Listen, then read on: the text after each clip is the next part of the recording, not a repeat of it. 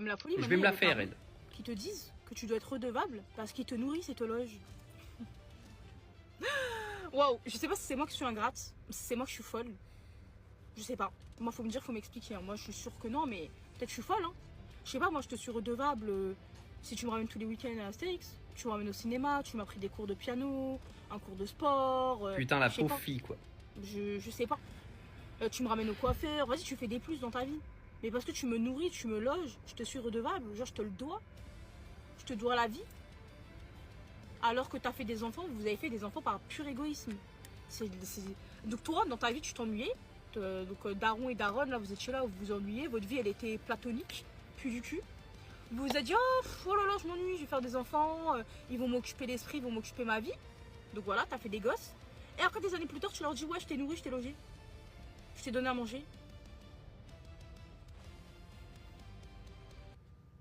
Non mais... Je sais pas si c'est moi qui suis folle ou c'est folle qui est lui, là. J'ai pas compris.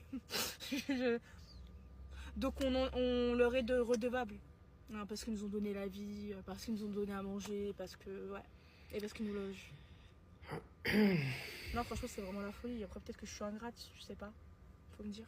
Je sais pas. Alors, là, fallait que j'intervienne parce que c'est juste absolument honteux. Alors, je pense qu'elle est sérieuse, mais même si c'est sous le coup de la blague, en fait, il y a tellement de gens qui vont écouter ce qu'elle raconte et qui vont limite croire ce qu'elle raconte qu'on peut pas laisser en fait ce genre de paroles passer sur les réseaux sociaux. C'est pas possible en fait. C'est-à-dire qu'aujourd'hui, tu as des enfants qui sont nés de parents décédés ou de parents qui les ont abandonnés. Et tu as cette gourdasse qui vient te dire qu'aujourd'hui, tu ne dois rien à tes parents parce qu'en fait, ils t'ont logé et ils t'ont nourri. Bien sûr que tu leur dois tout. Ils t'ont porté dans leur ventre pendant 9 mois et vu ce que tu es devenu, je pense que ça a été beaucoup plus compliqué que les grossesses d'autres femmes. Et je pense que t'éduquer a dû être encore plus compliqué du coup. Donc tu devrais avoir énormément de respect pour ta mère qui a dû te supporter pendant de longues années. Deuxièmement, quand tu as une mère, tu vois, comme la mienne, par exemple, qui a travaillé 50 heures par semaine pour essayer de me payer à bouffer, bah, tu m'excuseras, je lui dois tout. Parce que tu auras beau raconter que tu es né d'une cuite, on s'en bat les couilles, au final, tu es là, bien sûr, tu n'as rien demandé à personne, mais on s'en fout en fait. C'est-à-dire qu'à partir du moment où tu as des parents qui se sont occupés de toi, qui ont donc été travaillés pour te nourrir et changer la merde que tu avais au cul quand tu avais 6 mois, et bah crois-moi que tu leur dois beaucoup de choses.